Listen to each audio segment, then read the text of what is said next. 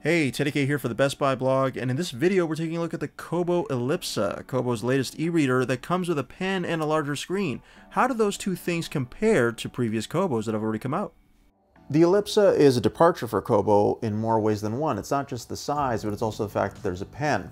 The idea of writing on an ebook, with an e-ink display, that's not entirely new. Kobo's not the first to do that, but it is the first time that Kobo's attempted it. And in so doing, it changes the usability of the device, because now it's not just about reading, but it's also about writing down notes and even creating some content on top of that.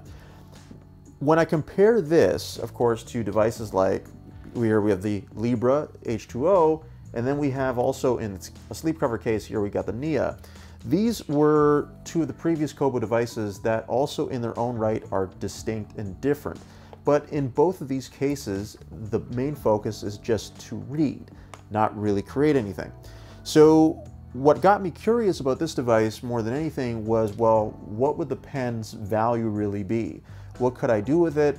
And what value really would you get out of it given how much this device costs relative to the others? Obviously, it's the display. So the display is the big selling point initially, I think, because it's a 10.3-inch e-ink display. It's the same technology for the most part as Kobo's other devices.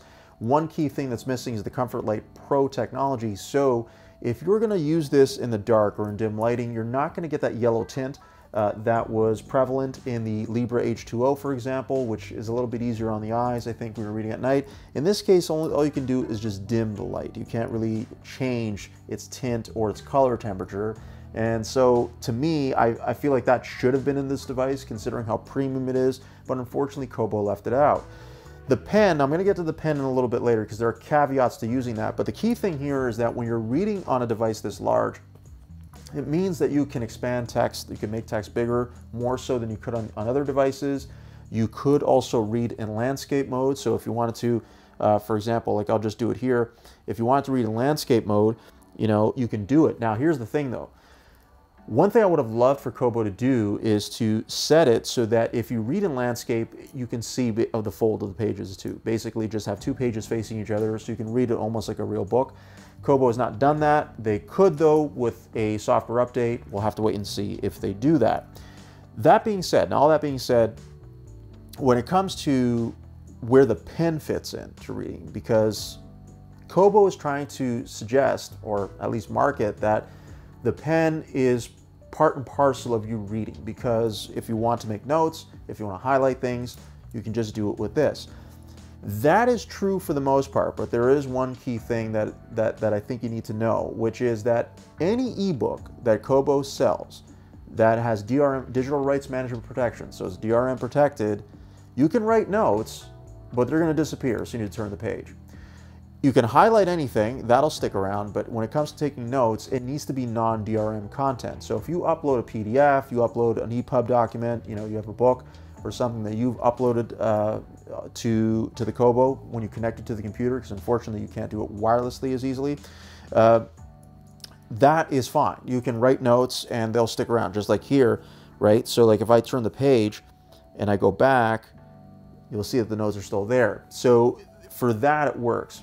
This was something that I mean, I understand it, but I think it's unfortunate because if you wanted to keep notes on an ebook that you really, really like, you're going to have to do it the old-fashioned way, which is to do annotations much like you could on either of the other two devices as well. So if you are going to annotate a book on the Elipsa, you'll do it the same way that you would on these, which is basically to, hold on something here, and then you make a selection, and that's it.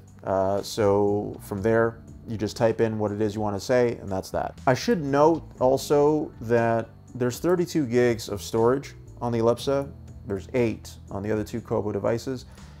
That's fine. I mean, it's going to be more than enough for most people, but the 32 gigs does matter for the Elipsa, I think, more so because of how much content you can put on it. So if you wanted to put your own PDFs, you wanted your own ebooks that you have that you can upload, you have comic books even that you want to upload, you can do that. All of that can play here. Of course, it's not a color display, so if you are going to be reading comics or any other visual medium where color is typically applied, it's not going to happen here because, of course, this is a monochrome e-ink display.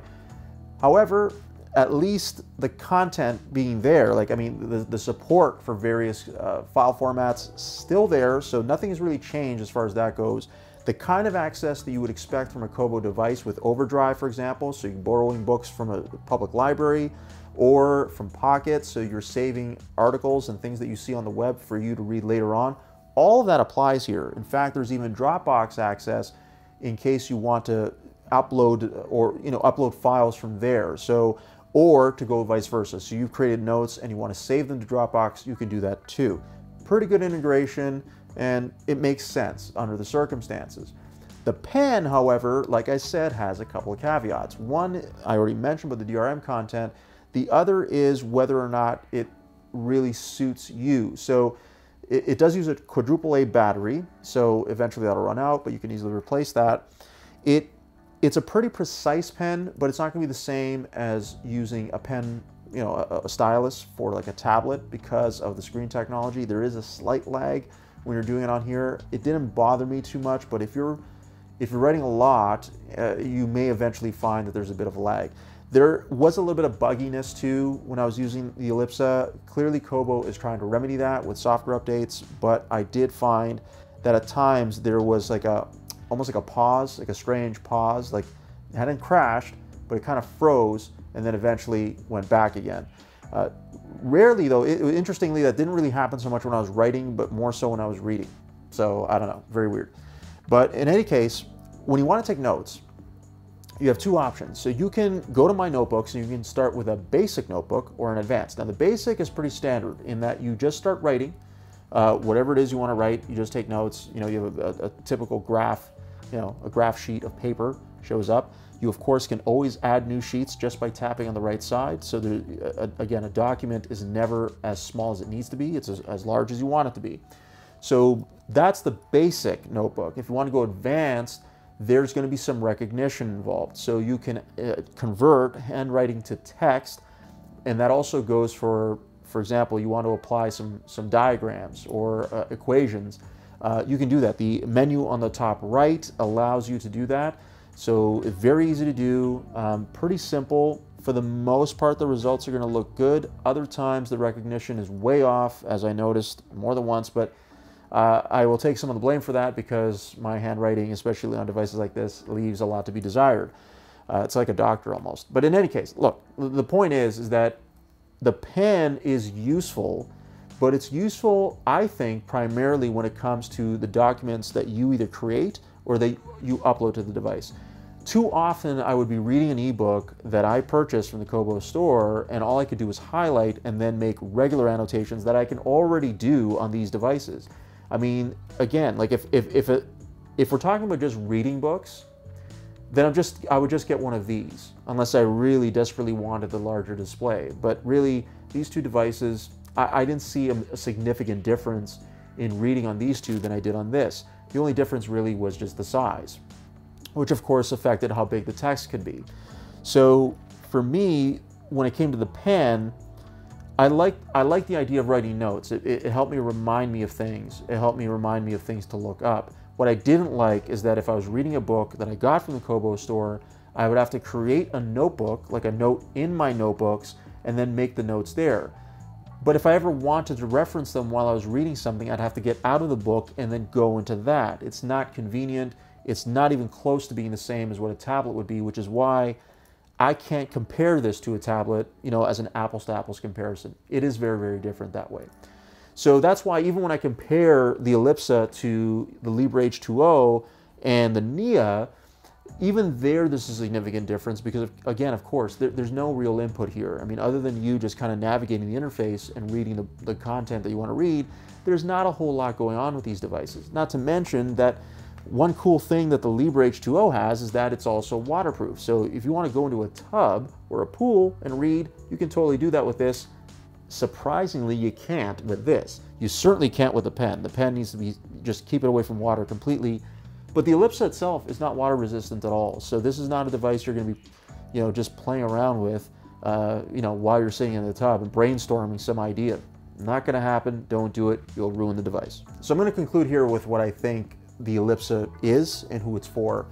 This is the device that yeah, it's going to come off as a bit of a novelty if you're not used to the idea of writing on an e-ink display. But to me, the device is really primarily for people who want to take notes, or whether or not it's for reading books or not, they like the idea of taking notes. But I would not recommend it as a primary notebook note-taking device, if that makes sense. There are other products that can do that. That's not what this is. It's an ancillary feature. It's a supporting feature, but it's not the primary thing. It's the primary thing that sets it apart, yes, from other Kobo devices, of course, but it's not enough on its own, I think, to take the plunge unless you feel like you're going to derive serious value out of the functionality. So instead, the way I see it is that if you're going to read a lot of content on here, you've got your own PDFs, maybe you're a teacher, you want to mark some of your students' assignments on here as opposed to on a tablet or something, or on a computer, something like that.